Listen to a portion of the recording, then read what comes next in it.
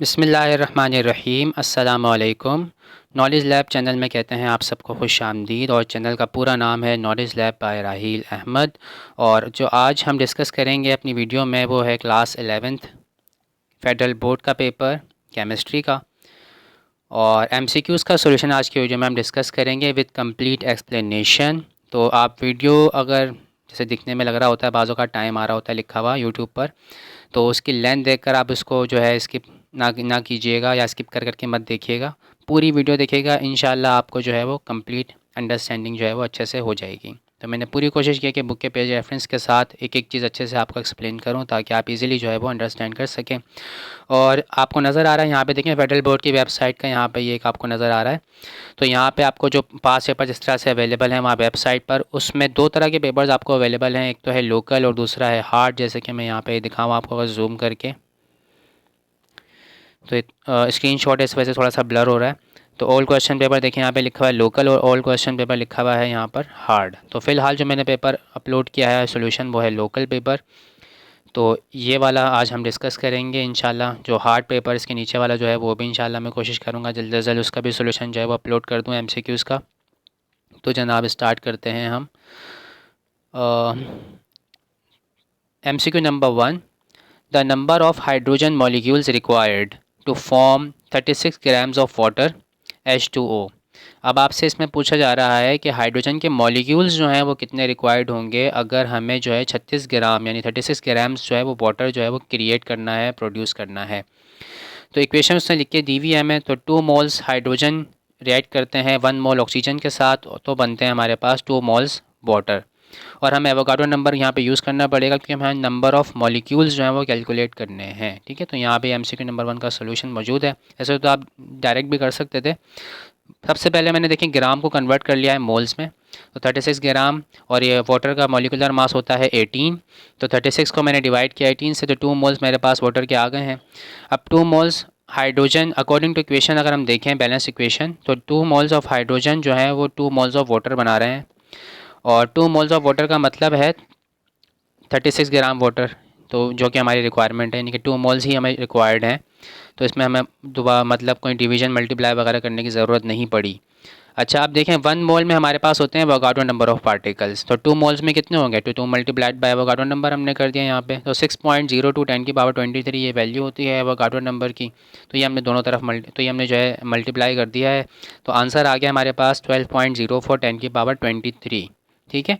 अब इसमें scientific notation में स्टैंडर्ड फॉर्म में जब आप इसको कन्वर्ट करेंगे तो डेसिमल आपको जो है फर्स्ट नॉन ज़ीरो डिजिट के बाद मूव कराना पड़ेगा।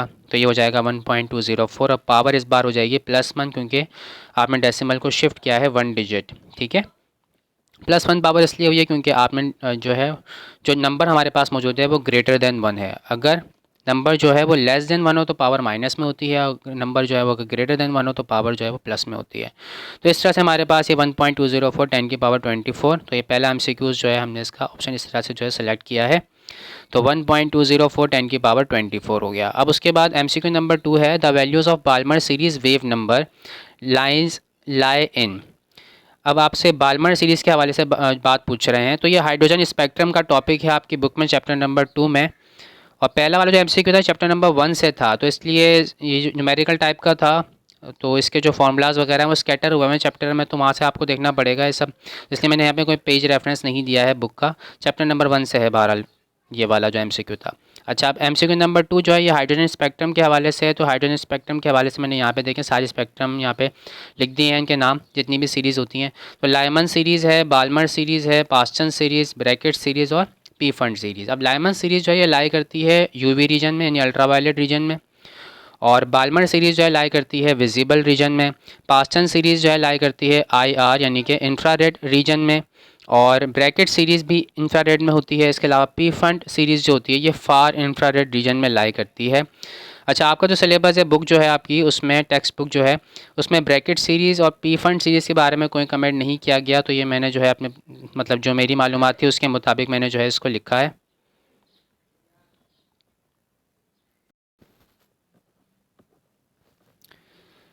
जी, तो ये सारे रीजन मैंने आपको बता दिए हैं स्पेक्ट्रम सीरीज़ के हवाले से कि कौन कौन से जो है यहाँ पे रीजन है। तो इसलिए करेक्ट ऑप्शन जो है हमारे पास फ़िलहाल MCQ नंबर 2 के लिए करेक्ट ऑप्शन है हमारे पास विजिबल रीजन, क्योंकि बाल्मर सीरीज़ के हवाले से उसने पूछा था। तो बाल्मर सीरीज़ जो है वो विजिबल रीजन में लाई करती है, इसी वजह से इसकी इंपॉर्टेंस जो है या इसको जो है काफ़ी ज़्यादा इंपॉर्टेंस जो है वो दी जाती है, क्योंकि आसानी के साथ नज़र आ जाती है। बुक में पेज नंबर 35 चैप्टर नंबर 2 में आपको ये चीज़ मिल जाएगी। और MCQ नंबर 3 है, विच of the following sets of quantum numbers is incorrect for an electron. तो यहाँ पे क्वांटम नंबर्स के हवाले से बात हो रही है और क्वांटम नंबर्स हमारे पास 4 होते हैं लेकिन फ़िलहाल जो हमारे पास MCQ है इसमें उन्होंने हमें सिर्फ 3 के हवाले से जो है वो हमारी जो है वो चेक करने की कोशिश की है knowledge. Principal quantum number, azimuthal quantum number और मैग्नेटिक क्वांटम नंबर। अब पहले मैं आपको उसका एक्सप्लेन कर देता हूँ। बुक में ही आपको मिल जाएगा पेज नंबर 39 पर टॉपिक, तो ये वहाँ से आप इसके लिए हेल्प ले सकते हो। तो ये रहा हमारे पास क्वांटम नंबर्स, टोटल 4 होते हैं हमारे पास। प्रिंसिपल क्वांटम नंबर हम स्मॉल n से जो है रिप्रेजेंट करते हैं और K शेल के लिए इसकी वैल्यू होती है 1, L शेल के लिए 2 एंड सो ऑन।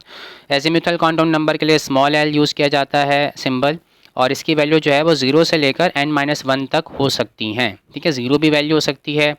जैसे मिसाल के तौर पर अगर मैं n की वैल्यू 2 ले लूँ तो यहाँ पर l की जो वैल्यूज़ हैं वो 0 भी हो सकती है, और n-1 मतलब 2 - 1 तो 1 हो सकती है, यानी कि 0 और 1 ये दो वैल्यूज़ जो हैं L के लिए पॉसिबल हैं। अब मैग्नेटिक क्वांटम नंबर की अगर हम बात करें, स्मॉल m से रिप्रेजेंट करते हैं और इसकी वैल्यू जो है -L से +L तक जाती है। यानी कि अगर L की वैल्यू मिसाल के तौर पर L की वैल्यू अगर मिसाल के तौर पर +1 है तो यहाँ पे इसकी वैल्यू जो है -1 हो सकती है, 0 हो सकती है और +1 हो सकती है। ठीक है, स्पिन क्वांटम नंबर जो है हमारे पास ये रोटेशन के हवाले से जो है स्पिन के हवाले से बात कर रहा होता है, और -1/2 वैल्यू होती है क्लॉकवाइज के लिए और +1/2 वैल्यू होती है एंटी क्लॉकवाइज के लिए। फिलहाल जो MCQ में N, L और M के हवाले से बात की गई है, तो आपने इन तीनों बातों को जहन में रखना है, N, L और M को। तो ये हमें यहाँ पे अप्लाई करनी है। मैं यहाँ पे आपको बता देता हूँ कैसे अप्लाई करेंगे आप। ठीक है, तो n की वैल्यू देखें इस ऑप्शन में 2 है, तो इसका मतलब l की जो वैल्यूज़ पॉसिबल हैं वो n-1 यानी कि 0 से लेकर n-1 तक पॉसिबल है। तो 0 तो लिखा हुआ है जनाब, तो चेक करने की ज़रूरत ही नहीं है आगे पर मज़ीद। अब m की जो वैल्यू है वो l पर डिपेंड करती है। अब l की वैल्यू देखें यहाँ पे 0 लिखी हुई है, तो m की वैल्यू भी 0 पॉसिबल है, बिल्कुल सही लिखा हुआ है इन्होंने। n = 3 अब मौजूद है हमारे पास, तो n-1 कितना होगा, 2 होगा। यानी l की वैल्यू जो है वो 0 भी हो सकती है, 1 भी हो सकती है, 2 भी हो सकती है। यहाँ पे 1 लिखा हुआ है, बिल्कुल सही है। अब m की वैल्यू देखें, यहाँ पर 1 इन्होंने हमें दी हुई है। अब m की वैल्यू 1 इन्होंने दी हुई है तो ये -L से +L तक वेरी कर सकती है, जबकि l की वैल्यू हमें यहाँ पर फ़िलहाल 1 गिवन है। तो -1 से +1 तक अगर आप देखें तो यहाँ पर वैल्यू बिल्कुल सही लिखी हुई है। ठीक है, अब n = 3 लिखा हुआ है हमारे पास, l की वैल्यू 2 बिल्कुल सही लिखी हुई है क्योंकि n-1 तक वेरी कर सकती है l की वैल्यू। m की वैल्यू जो है वो -L से लेकर +L तक हो सकती है, तो -2, -1, 0 और इसके अलावा +1, +2, तो ये सारी वैल्यूज़ अलाउड है हमें। तो m की वैल्यू यहाँ पे 1 लिखी हुई है, बिल्कुल सही लिखी हुई है। अब n की वैल्यू देखिए यहाँ पे 4 लिखी हुई है, लेकिन l की वैल्यू यहाँ पे 1 लिखी हुई है, और l के लिए बिल्कुल सही वैल्यू लिखी हुई है क्योंकि 3 तक हमें सारी वैल्यूज़ यहाँ पे अलाउ होंगी क्योंकि n की वैल्यू 4 है। ठीक है, तो 4 - 1 जब आप करेंगे तो 3 आएगा। तो l के लिए आप 0 भी l के लिए आप जो है 0 भी लिख सकते हो, 1 भी लिख सकते हो, 2 भी लिख सकते हो और 3 भी लिख सकते हो। 0, 1, 2, 3 इनमें से कोई भी वैल्यू आप l के लिए ले सकते हो। जबकि m के लिए हम जो है -L से +L तक वैल्यू जो है वेरी करती है, लेकिन यहाँ पे देखें आप l की वैल्यू 1 दी हुई है, तो l की वैल्यू 1 होने का मतलब ये है कि m की वैल्यू 1 होनी चाहिए थी। यहाँ पे मैक्सिमम 2 नहीं हो सकती, 2 इज़ नॉट अलाउड, तो that's why this option is incorrect. तो उसने हमें यही पूछा था हमसे कि क्वांटम नंबर्स जो है, सेट ऑफ क्वांटम नंबर्स जो है वो कौन सा वाला गलत लिखा हुआ है, तो ये वाला जो है वो बिल्कुल गलत लिखा हुआ है। इसमें n की वैल्यू और l की वैल्यू तो बिल्कुल सही लिखी हुई हैं, लेकिन m की वैल्यू जो है वो गलत लिखी हुई है, और मैंने आपको बता दिया कि कैसे। अब उसके बाद देखें MCQ नंबर 4, और ये बुक में पेज नंबर 49 और 59 पर आपको ये चीज़ें मिल जाएंगी, वहाँ से आप हेल्प ले सकते हैं। देखिए बेरिलियम क्लोराइड हाइब्रिडाइजेशन का पूछ रहा है आपसे कि बेरिलियम क्लोराइड में हाइब्रिडाइजेशन जो है वो किस तरह की हुई भी होती है। तो 3 आपने हाइब्रिडाइजेशन जो आपके सिलेबस में है, sp3, sp2 और sp। लास्ट वाला ऑप्शन जो है ये तो आपकी बुक में आपको पढ़ाया ही नहीं गया, तो ये तो आप छोड़ ही दो। अब उसके बाद देखो बेरिलियम क्लोराइड जो होता है, जब आप बुक में देखेंगे पेज नंबर 49 पर वहाँ टेबल बना हुआ है, तो इसका जो स्ट्रक्चर होता है वो लीनियर स्ट्रक्चर होता है। ठीक है, तो सारी कहानी होती है स्ट्रक्चर की, तो आप स्ट्रक्चर से आप आइडेंटिफाई कर लेंगे कि किस तरह की जो है इसमें हाइब्रिडाइजेशन हुई हुई होगी। ठीक है, तो sp3 के लिए मैंने यहाँ पे देखिए लिखा हुआ है टेट्राहेड्रल होती है, इसके अलावा sp2 के लिए ट्राइगनल होती है, और sp के लिए जो है वो लीनियर होती है। That's why sp is the correct answer. ठीक है, बाकी लोन पेयर वगैरह की मौजूदगी की वजह से वो जो आप पूरी एक थ्योरी पढ़ते हो वैलेंस बॉन्ड थ्योरी वगैरह, तो वो जब लोन पेयर वगैरह की वजह से जो है इन शेप्स में चेंज आ सकता है। ठीक है, तो उसको हमें फ़िलहाल डिस्कस नहीं कर रहे। तो बेरिलियम क्लोराइड का लीनियर स्ट्रक्चर है, sp हाइब्रिडाइजेशन में लीनियर स्ट्रक्चर फॉलो हो रहा होता है, तो sp is the correct answer. अब उसके बाद हम देखते हैं इसका MCQ नंबर 5। MCQ नंबर 5 में कह रहे हैं which one of the following gas molecules will only show translational motion. तो बुक की लाइन है ये जो उन्होंने सवाल बनाकर यहाँ पे हमें दे दी है, बुक में पेज नंबर 78 पर ही आपको मिल जाएगा। और ये रही वो लाइन, MCQ नंबर 5 है। तो टॉपिक है motion of particles of gas. तो यहाँ पे ये पैराग्राफ में देखिए लिखा हुआ है, मोनो एटॉमिक मॉलिक्यूल एग्जाम्पल उन्होंने दी हुई है helium will show only translational motion. अगर मॉलिक्यूल इस तरह का है, मतलब काइनेटिक मॉलिक्यूलर थ्योरी के हवाले से मॉलिक्यूल हम उस चीज़ को मतलब गैस के पार्टिकल को हम मॉलिक्यूल बोल रहे होते हैं। अब वो मॉलिक्यूल मोनोटॉमिक यानी कि सिर्फ एक एटम वाला भी हो सकता है, जैसे कि नोबल गैसेस हो सकते हैं होती हैं, और इसके अलावा पॉलीएटॉमिक भी हो सकता है, डायटॉमिक या पॉलीएटॉमिक, यानी इसमें एक से ज़्यादा पार्टिकल्स भी हो सकते हैं। ठीक है, तो मोनोटॉमिक हमारे पास जो ऑप्शंस गिवन है उसमें सिर्फ और सिर्फ एक ही गिवन है, हीलियम। तो helium is the correct answer, वो वहाँ पे लिखा हुआ भी है बुक में। बाकी देखें हाइड्रोजन डायटॉमिक है, NH3 में 4 एटम्स हैं, और कार्बन डाइऑक्साइड में जो है वो 3 एटम्स हैं, तो ट्राइएटॉमिक है ये। तो ये जो हैं रिमेनिंग जो हैं ये पॉलीएटॉमिक हैं, इसीलिए ये वाइब्रेशनल मोशन भी परफॉर्म कर सकते हैं और रोटेशनल भी कर सकते हैं, जबकि जो मोनोटॉमिक होते हैं वो सिर्फ और सिर्फ ट्रांसलेशनल मोशन जो है परफॉर्म करते हैं। अब उसके बाद MCQ नंबर 6 है, according to kinetic molecular theory आपसे कुछ रिलेशन आपसे पूछ रहा है। तो ये V जो है आपके पास ये होती है स्पीड, और M जो है ये होता है मॉलिक्यूलर मास। तो ये बुक में पेज नंबर 105 पर आपको मिल जाएगा। इन दोनों में इन्वर्स रिलेशनशिप होता है। MCQ नंबर 6, तो ये देखें grams law of diffusion of gases दिया हुआ है, और बात की हुई है काइनेटिक मॉलिक्यूलर थ्योरी के हवाले से इन्होंने। तो V जो है वो इन्वर्सली प्रोपोर्शनल है 1/m के, या डायरेक्टली प्रोपोर्शनल है 1/m के। अगर सिर्फ M की बात करेंगे, मॉलिक्यूलर मास के हवाले से बात करेंगे, तो ये आपके पास जो है ऑप्शन करेक्ट है। अब उसके बाद हम चलते हैं नेक्स्ट MCQ की तरफ, MCQ नंबर 7। MCQ नंबर 7 देखिए लिखा हुआ है ऑस्मोटिक प्रेशर के हवाले से, पाए से जो है हम इसको रिप्रेजेंट करते हैं ऑस्मोटिक प्रेशर को। वो आपसे कह रहा है डज़ नॉट डिपेंड ऑन। तो जब फार्मूला आपको अगर याद होगा तो फार्मूले से आप इसका आंसर दे सकते हो। बुक में जो है आपको इसका फार्मूला मिल जाएगा पेज नंबर 234 पर, सॉरी 234 मैंने यहाँ पे ये लिखा हुआ है। देखिए MCQ नंबर 7 है, ऑस्मोटिक प्रेशर पाए से हम रिप्रेजेंट करते हैं। M जो है यहाँ पे मोलैरिटी होती है, फार्मूला है MRT, capital M capital R capital T। तो मोलैरिटी है, गैस कांस्टेंट है कैपिटल R, और 0.0821 यहाँ पे वैल्यू आपको यूज़ करना होगी अगर आप ये फार्मूला यूज़ करते हो। तो एब्सोल्यूट टेम्परेचर आपको यूज़ करना पड़ेगा, यानी कि टेम्परेचर इन केल्विन स्केल आपने यहाँ पे यूज़ करना होगा। अगर डिग्री सेंटीग्रेड में आपको गिवन है और आपसे कहा जा रहा है कि ऑस्मोटिक प्रेशर कैलकुलेट करें, तो टेम्परेचर को लाजमी तौर पर आपको 273 ऐड कराकर उसे केल्विन में कन्वर्ट करना पड़ेगा। ठीक है, तो कुछ एडिशनल इन्फॉर्मेशन भी साथ साथ मैं आपको देता जा रहा हूँ, तो आप गौर से सुनते जाएं, इंशाल्लाह आपको जो है फ़ायदा होगा। तो osmotic pressure does not depend on, तो किस पे डिपेंड नहीं कर रहा जनाब, रेडियस पे डिपेंड नहीं कर रहा, क्योंकि फॉर्मूले में कहीं पे भी रेडियस मौजूद नहीं था। अब नंबर 8 है equilibrium constant, Kc is equals to Kp when delta N is. तो Kc और Kp कब बराबर होंगे, यानी किस वैल्यू के लिए, डेल्टा एन की किस वैल्यू के लिए जो है ये बराबर होंगे। तो बुक में पेज नंबर 149 पर इसका रिलेशनशिप मौजूद है। बुक में पेज नंबर 149 है, और MCQ नंबर है हमारा ये 8। मैंने कहीं लिखा तो था जी, ये रहा MCQ number 8, Kp is equals to Kc RT delta RT whole power delta n। ठीक है, अब यहाँ पे सब बताया हुआ मैंने। Kp है क्या चीज़, इक्विलिब्रियम कांस्टेंट है in terms of partial pressure of gases, और Kc जो है वो इक्विलिब्रियम कांस्टेंट है इन टर्म्स ऑफ कंसंट्रेशन। ठीक है, इक्विलिब्रियम कांस्टेंट जो है कई तरह से जो आपकी बुक में गिवन है, तो Kc की फॉर्म में है, Kp की फॉर्म में है, Kn की फॉर्म में है, Kx की फॉर्म में है। बाकी डेल्टा n का मतलब होता है difference between total number of moles of products and reactant, यानी प्रोडक्ट और रिएक्टेंट के जो नंबर ऑफ मोल्स हैं उनके दरमियान जो डिफरेंस होता है उसको हम कह रहे होते हैं डेल्टा n। और डेल्टा n की यहाँ पे क्या वैल्यू हम रखें कि जो ब्रैकेट वाली टर्म है ये बिल्कुल ही गायब हो जाए, यानी कि ये 1 हो जाए। अगर ये 1 हो जाएगी तो ये 1 KC से मल्टीप्लाई होकर KC आ जाएगा, यानी KP और KC दोनों बराबर हो जाएंगे। तो डेल्टा एन की वैल्यू अगर आप 0 कर दें, पावर 0 कर दें यहाँ पर, तो ये RT की जो वैल्यू है ये 1 हो जाएगी। इसलिए मैंने जो है 0 ऑप्शन यहाँ पर सेलेक्ट किया है। तो डेल्टा एन की जो वैल्यू है वो 0 हमें जो यहाँ पर बतानी थी। ठीक है, तो MCQ नंबर ये हमारा हो गया 8 कंप्लीट। डेल्टा एन की वैल्यू 0 होनी चाहिए थी। अब उसके बाद MCQ नंबर 9 है हमारे पास, KA is acid association constant, large pKa value for an acid indicates that acid is. Book में पेज नंबर 180 पर मौजूद है जनाब ये। तो यहाँ से मैं आपको इसका आंसर बता देता हूँ। बुक में पेज नंबर 180 और MCQ नंबर है हमारे पास 9। ये देखें यहाँ पे लिखा हुआ है पैराग्राफ। और अच्छा, इससे कंफ्यूज मत हो जाइएगा। Greater the value of KA, यहाँ पे वैल्यू ऑफ KA की बात कर रहा है, जबकि सवाल में जो हमें दिया हुआ है वो pKa के हवाले से बात कर रहे हैं वो। ठीक है, तो pKa के लिए फॉर्मूला है हमारे पास माइनस में log ऑफ KA।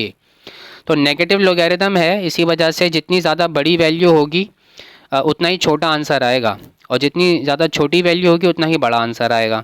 ठीक है, तो यही बात यहाँ लिखी हुई है। Since pKa refers to negative logarithm of KA, smaller the value stronger shall be the acid. ठीक है, तो जितनी ज़्यादा स्मॉल वैल्यू होगी उतना ही ज़्यादा जो एसिड होगा वो स्ट्रॉन्ग होगा। ठीक है, तो 1 से लेके 14 तक आपके पास एसिड की वैल्यू जो है वो वेरी कर रही होती है। तो एसिडिक जब होता है जब वो लेस देन 7 वैल्यू आ रही होती है। ठीक है, तो यहाँ पे जनाब यही बात भी बता रहे हैं। तो यहाँ पे उसने फ़िलहाल हमसे लार्ज pKa वैल्यू का पूछा था। तो लार्ज pKa वैल्यू का मतलब ये है कि जो एसिड है हमारे पास वो क्या होगा, वीक होगा। क्योंकि देखिए स्मॉल वैल्यू के लिए स्ट्रॉन्ग है एसिड, तो लार्ज वैल्यू के लिए क्या होगा, वीक होगा। ऑपोजिट हो रहा है यहाँ पर। जी, तो वीक हो गया यहाँ पर। ठीक है, केस लार्ज pKa वैल्यू थी तो ये वीक एसिड हमारे पास होगा। अब उसके बाद MCQ number 10। MCQ number 10 salt hydrolysis के हवाले से है ये सवाल, और बुक में पेज नंबर 188 पे आप ये टॉपिक पढ़ सकते हैं। Which of the following is an acidic salt, इनमें से कौन सा सॉल्ट ऐसा है जो एसिडिक सॉल्ट है। तो अमोनियम क्लोराइड है जनाब। बुक में पूरी लाइन लिखी हुई है, टॉपिक में स्टार्ट में ही यहाँ पे मैं दिखा देता हूँ आपको। ये रहा MCQ नंबर 10। तो जनाब सोल्ट हाइड्रोलाइसिस का टॉपिक है, aqueous solution of ammonium chloride turns blue litmus paper red. तो ब्लू लिटमस पेपर को रेड जो चीज़ करती है जनाब वो एसिडिक होती है। तो ammonium chloride is an acidic salt. ठीक है, बाकी जो ऑप्शंस हैं उनके बारे में भी हम ज़रा थोड़ा सा डिस्कशन कर लेते हैं। देखिए एसिडिक सॉल्ट उस वक्त बनेगा जब हमारे पास जो सॉल्ट जो बन रहा है वो उसमें जो मतलब उसके जो सॉल्ट जो बनता है वो एक एसिड और बेस से मिलके बनता है। तो अगर एसिड स्ट्रॉन्ग हो और बेस हमारे पास वीक हो तो तब जो है वो एसिडिक सॉल्ट हमें मिलता है। सही है। बाकी हाइड्रोजन कार्बोनेट्स जो होते हैं और कार्बोनेट्स जो होते हैं जनाब वो बेसिक नेचर के ही होते हैं, ये तो आप ध्यान में बिठा लें। तो सोडियम बाइकार्बोनेट जो तो बेसिक सॉल्ट है। उसके बाद इसकी बात कर रहे हैं हम सोडियम एसीटेट की, तो ये बना है जनाब एक वीक एसिड, एसिटिक एसिड से ही बना होगा। एसिटिक एसिड यूज़ किया गया होगा। सोडियम हाइड्रोक्साइड इसमें यूज़ किया गया होगा। तो सोडियम हाइड्रोक्साइड आपको पता है कि एक स्ट्रॉन्ग बेस है और एसिटिक एसिड जो है वो एक वीक एसिड है। तो इस तरह से जो बनेगा हमारे पास सॉल्ट वो कैसा होगा जनाब, वो बेसिक सॉल्ट होगा। तो ये बेसिक नेचर का होगा। पोटाशियम सल्फेट जो है जनाब ये बिल्कुल न्यूट्रल सॉल्ट है। रीज़न ये है कि पोटाशियम हाइड्रोक्साइड एक स्ट्रॉन्ग बेस होता है और सल्फ्यूरिक एसिड जो होता है वो एक स्ट्रॉन्ग एसिड होता है। दोनों चीज़ें स्ट्रॉन्ग हैं, तो इसी वजह से जो हमारे पास सॉल्ट बना है ये बिल्कुल न्यूट्रल सॉल्ट है। आई होप कि आपको जो है ये चीज़ समझ में आ गई होगी। अब उसके बाद देखिए MCQ नंबर 11 है, rate of reaction independent to concentration of reactants is. तो ये ज़ीरो ऑर्डर रिएक्शंस होते हैं। डेफिनेशन है ज़ीरो ऑर्डर रिएक्शंस की, बुक में पेज नंबर 196 पर ये आपको मिल जाएगी। MCQ नंबर 11 तो यहाँ पे मैंने लिखा हुआ भी है, ये रहा। तो zero order reaction a reaction that is independent of the concentration of reactant molecules is called zero order reaction. तो लिखा हुआ नहीं था ना बुक से, मैंने यहाँ पे पिक्चर यहाँ पे आपको दिखाई हुई है। ठीक है, सॉरी अभी कमेंट्स आ रहे हो कि सर लिखा तो कुछ भी नहीं है। अच्छा चले अब यहाँ पे हम देख लेते हैं नेक्स्ट MCQ नंबर 12। इसमें आपसे पूछ रहे हैं which of the following gases will be most non ideal at -10 degree Celsius. तो ये एक कॉन्सेप्चुअल सवाल है जनाब। बुक में कहीं पे जो है एग्जैक्टली आपको ये चीज़ें लिखी हुई नज़र नहीं आएंगी, इसमें आपने कॉन्सेप्ट यूज़ करना है। बुक में पेज नंबर 94 पर एक ग्राफ वहाँ पे मौजूद है, लेकिन वो प्रेशर से रिलेटेड है और कंप्रेसिंग कंप्रेसिबिलिटी फैक्टर से रिलेटेड है, तो वहाँ पे थोड़ा सा आइडिया आपको मिल सकता है। इसके अलावा इंटरमॉलिक्यूलर फोर्सेस के टाइप्स जहाँ पे आप पढ़ते हो, ठीक है, लंदन डिस्पर्जन फोर्सेस और हाइड्रोजन बॉन्डिंग वगैरह, तो वहाँ से आपको हेल्प मिल सकती है इस एमसीक्यू का आंसर करने के लिए, यानी कि वो कॉन्सेप्ट आप यहाँ पे अप्लाई कर सकते हो। तो नॉन आइडियल गैसेस के हवाले से जो है मैं आपको बता दूँ कि नॉन आइडियल बिहेवियर के जो रीज़न है वो ये होता है कि अट्रैक्टिव फोर्सेस जो हैं हमारे पास वो आ रही होती हैं, जबकि रियल गैसेस में हम ये कह रहे होते हैं कि कोई फोर्स ऑफ अट्रैक्शन जो है वो बिल्कुल भी नहीं होती है, ठीक है। तो जबकि रियल गैसेस जो होती हैं, सॉरी, आइडियल गैसेस में हम ये कह रहे होते हैं कि उसमें फोर्सेस ऑफ अट्रैक्शन ना होने के बराबर होती हैं, नेग्लिजिबल होती हैं। जबकि नॉन आइडियल जो गैसेस होती हैं, जैसे कि रियल गैसेस जो होती हैं, जो कि यहाँ पे हमें गिवन है, रियल गैसेस हैं सारी, तो इनमें जो है फोर्सेस ऑफ अट्रैक्शन होती हैं, ठीक है। तो जब आप उस ग्राफ को देखेंगे जो मैंने आपको बुक में पेज नंबर 94 यहाँ पे रेफरेंस दिया हुआ है, तो उसमें आपको दो तरह की बातें नज़र आएंगी। कुछ गैसेस ऐसी होंगी जिनमें जो है अट्रैक्शन वाला फैक्टर डोमिनेंट नज़र आएगा, कुछ गैसेस ऐसी होंगी जिनमें आपको रिपल्जन वाला फैक्टर जो है वो डोमिनेंट नज़र आएगा, ठीक है। तो बहरहाल -10 डिग्री सेंटीग्रेड जो होता है ये मोस्ट नॉन आइडियल बिहेवियर जो है इस पर हम चेक कर रहे होते हैं। -10 डिग्री सेंटीग्रेड जो है टेम्परेचर है जिस पे आप सबसे ज़्यादा नॉन आइडियल बिहेवियर आप लेते हो। इसके अलावा प्रेशर जो होता है वो 5 atm यानी कि 5 एटमॉस्फेयर होता है। तो कार्बन डाइऑक्साइड, हाइड्रोजन, नाइट्रोजन और अमोनिया दिया हुआ है, ठीक है। अमोनिया इसलिए सिलेक्ट किया क्योंकि इसमें हाइड्रोजन बॉन्डिंग होती है, जबकि बाकी जो आपको नज़र आ रही हैं इनमें सिर्फ लंदन डिस्पर्जन फोर्सेज होती हैं, लेकिन नाइट्रोजन और हाइड्रोजन सेम टाइप के एटम से मिलके बने हैं ये बिल्कुल। तो इसी वजह से इनमें किसी किस्म की कोई डायपोल मोमेंट वगैरह नहीं होगी, कोई पोलर नेचर नहीं है इनकी, बिल्कुल नॉन पोलर कोवेलेंट बॉन्ड बनाते हैं ये। इसी वजह से इनमें जो है, उसके अलावा इनमें कोई हाइड्रोजन बॉन्डिंग वगैरह का कॉन्सेप्ट भी नहीं है। तो लंदन डिस्पर्जन फोर्सेज इनमें पाई जाती हैं। कार्बन डाइऑक्साइड की अगर हम बात करें, इसमें डिफरेंट एटम्स आपको नज़र तो आ रहे हैं, लेकिन ओवरऑल स्ट्रक्चर इसका लीनियर होता है और इसी वजह से जो है इसकी डायपोल मोमेंट ज़ीरो होती है, यानी कि नॉन पोलर नेचर जो है हमें नज़र आ रही होती है। और जबकि अमोनिया की अगर हम बात करें तो उसमें हाइड्रोजन बॉन्डिंग हो रही होती है, जो कि लंदन डिस्पर्जन फोर्सेस के मुकाबले में काफ़ी ज़्यादा जो है वो स्ट्रॉन्ग होती है। इसी वजह से जो है अमोनिया में जो अट्रैक्टिव फोर्सेस हैं वो डोमिनेंट होती हैं, इसी वजह से इसका जो बिहेवियर है वो ज़्यादा जो है वो नॉन आइडियल होता है। That's why I have selected this option. अब उसके बाद देखें, ये फॉर्मूला आपको बुक में पेज नंबर 247 पर मिल जाएगा, MCQ number 13। Delta H is equal to delta E plus में P delta V. P delta V जो है वर्क डन, और डेल्टा ई जो है इंटरनल एनर्जी होती है, चेंज इन इंटरनल एनर्जी, और डेल्टा एच जो है एंथैल्पी चेंज है हमारे पास। तो ये एंथैल्पी का जना फॉर्मूला है, इसकी पूरी डेरिवेशन वहाँ मौजूद है बुक में पेज नंबर 247 पर, आप देख लीजिएगा। अब उसके बाद देखें लिखा हुआ है एमसीक्यू नंबर 14, लास्ट एमसीक्यू, नहीं सॉरी, एमसीक्यू नंबर 14 है, विच of the following relationship is incorrect. इनमें से कौन सा रिलेशनशिप जो है वो गलत लिखा हुआ है। तो बुक में पेज नंबर 122 पर आपको, अच्छा ये सारी जो आपको नज़र आ रही हैं एंथैल्पी चेंजेस हैं और सब फिजिकल चेंजेस हैं, ठीक है। इसमें डेल्टा एच वी लिखा हुआ है, डेल्टा एच वी का मतलब होता है heat of vaporisation. Delta H F लिखा हुआ है, इसका मतलब होता है हीट ऑफ फ्यूजन, ठीक है। डेल्टा एच एफ से दो चीज़ें आपके सिलेबस में गिवन है, एक तो हीट ऑफ फॉर्मेशन है और एक है हीट ऑफ फ्यूजन, ठीक है। तो इसमें आपको कंफ्यूज होने की ज़रूरत बिल्कुल भी नहीं है कि यहाँ पे फ्यूजन है या जो है फॉर्मेशन है, क्योंकि हीट ऑफ फॉर्मेशन जो है वो केमिकल चेंज है, केमिकल चेंज के लिए डिस्क्राइब हुई हुई है। तो केमिकल चेंज का कंपैरिजन केमिकल चेंज के साथ ही किया जाता है, ना कि फिजिकल चेंज के साथ। तो यहाँ पे सारी जो बात हो रही है वो फिजिकल चेंजेस के हवाले से बात हो रही है, तो इसलिए डेल्टा एच एफ का मतलब है हीट ऑफ फ्यूजन, ठीक है। तो यहाँ हीट ऑफ वेपराइजेशन जो है वो हीट ऑफ फ्यूजन से ग्रेटर होती है जनाब, बिल्कुल सही है ये ऑप्शन। ये बुक में लाइन भी लिखी हुई है, मैं आपको दिखा देता हूँ, बुक में पेज नंबर 122 पर है ये। एमसीक्यू नंबर ये हमारा 14 ये रहा जनाब, ठीक है। Heat of vaporisation is much greater than heat of fusion, ठीक है। हीट ऑफ फ्यूजन में हम ये कर रहे होते हैं कि सॉलिड जो है वो लिक्विड में चेंज हो रहा होता है, जबकि हीट ऑफ वेपराइजेशन में एक लिक्विड जो है वो एक गैस फेज में जा रहा होता है। तो ये बात उन्होंने यहाँ पे मेंशन कर दी है कि हीट ऑफ वेपराइजेशन जो है वो हीट ऑफ फ्यूजन से ग्रेटर होती है, तो ये ऑप्शन तो हमारा जो है वो करेक्ट है। अब उन्होंने हीट ऑफ सब्लिमेशन के हवाले से कोई बात नहीं की हुई यहाँ पर।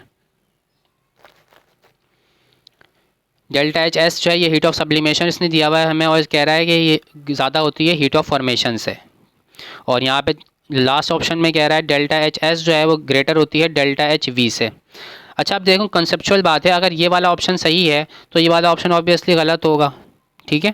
तो डेल्टा एच एफ जो होता है वो डेल्टा एच वी से जो है वो क्या है, उसने कह रहा है ग्रेटर है। अब यहाँ पे कह रहा है लेस है, यहाँ पे कह रहा है ग्रेटर है, ठीक है। तो इसका मतलब ये वाला जो है ऑप्शन ऑब्वियसली इनकरेक्ट होगा, क्योंकि ये इसका बिल्कुल ऑपोजिट है, और ये वाली चीज़ उन्होंने बुक में बताई हुई है हमें।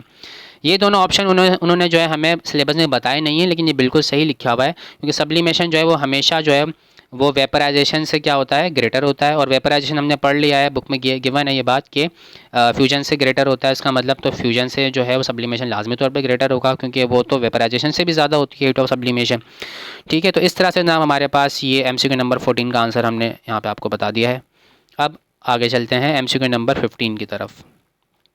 यहाँ पे ऑक्सीडेशन स्टेट हमें कैलकुलेट करनी है ऑक्सीजन की। ठीक है, याद रखें कैलकुलेट करनी है ऑक्सीजन की। डायरेक्ट आप -2 मत लिख दीजिएगा, क्योंकि कैलकुलेट करने का कहा जा रहा है। तो आपने जिस चीज़ की जिस एलिमेंट की आपको कैलकुलेट करनी होती है ऑक्सीडेशन स्टेट, उससे आप एक्स जो है वो सपोज़ कर लेते हो, अननोन सपोज़ कर लेते हो और फिर कैलकुलेट करते हो। कैसे होगा यहाँ मैं बता देता हूँ, बाकी तो आपको याद भी हो सकता है, क्योंकि पोटाशियम जो हमारे पास है ये पोटाशियम सुपर ऑक्साइड है, और इसमें हमें पता है सुपर ऑक्साइड में जो है ऑक्सीडेशन स्टेट ऑक्सीजन की -1/2 होती है। बहरहाल फिर भी हम कैलकुलेट करके आपको दिखा रहे हैं। यहाँ पे पोटाशियम यानी अल्कली मेटल है ये, तो अल्कली मेटल्स का आपको पता है +1 ऑक्सीडेशन स्टेट शो करती हैं ये। और ऑक्सीजन हमें फाइंड आउट करना था, तो इसको मैंने एक्स सपोज कर लिया है। 2 ऑक्सीजन के आइटम्स लगे हुए थे, तो मैंने यहाँ पर 2 लिख दिया है।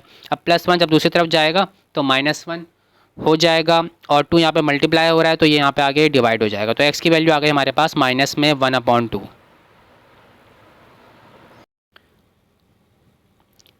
तो MCQ नंबर 15 का आंसर इस तरह से हमारे पास हुआ -1/2। अब उसके बाद MCQ नंबर 16 है।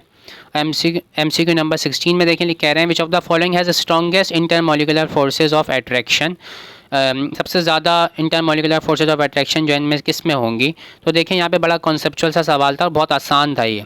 इसमें आपने सिर्फ स्टेट सिंबल्स नोट करें ज़रा। ये गैस लिखा हुआ है, यहाँ भी गैस लिखा हुआ है, यहाँ पे लिखा हुआ है सॉलिड और यहाँ पे भी लिखा हुआ है गैस। तो आपको पता है कि इंटरमोलिकुलर फोर्सेस सॉलिड में ज़्यादा होती हैं और गैसेस में कम होती हैं, तो that's why this is the correct answer. Iodine is the correct answer. अब उसके बाद MCQ नंबर 17 है।